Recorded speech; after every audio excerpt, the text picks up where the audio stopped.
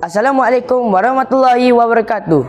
Saya Ahmad Malik Fidai bin Muhammad Mazran, wartawan Skype TV PSS, bersiaran untuk majlis peluncuran kit atau gerak Duta Sasiah Pemangkitan Pembentukan Karakter Karamah Insaniah. Majlis ini telah diadakan secara serentak di seluruh Malaysia, iaitu pada 25 November 2024. Kawan-kawan nak tahu, objektif program ini ialah untuk mengoptimumkan peranan Duta Sasiah dalam membantu meningkatkan amalan baik murid dalam SSDM. Selain itu, Duta Sasiah juga berperanan sebagai suri tauladan yang berkualiti dalam membentukkan kepribadian dan disiplin yang baik kepada diri sendiri dan juga murid lain. Selain itu, Duta Sasiah juga memainkan peranan yang lebih sistematik melalui kit atau gerak yang telah disediakan oleh pihak KPM. Tahniah kepada murid-murid yang telah terpilih sebagai Duta Sasiah di peringkat sekolah.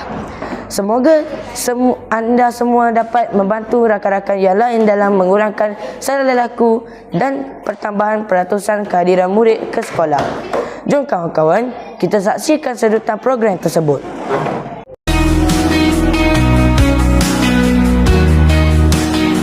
Kelahiran yang terpesona kita bina, dengan karamah insaniah kita memimpin.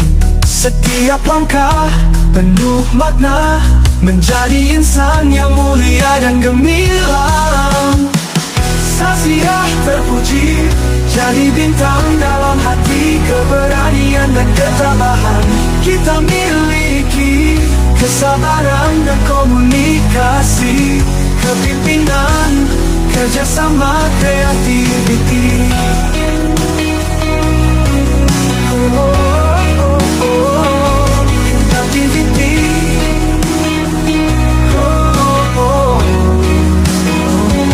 Alhamdulillah kawan-kawan, majlis ini berjalan dengan lancar sekali. Terima kasih kawan-kawan kerana menonton Skype TV PSS.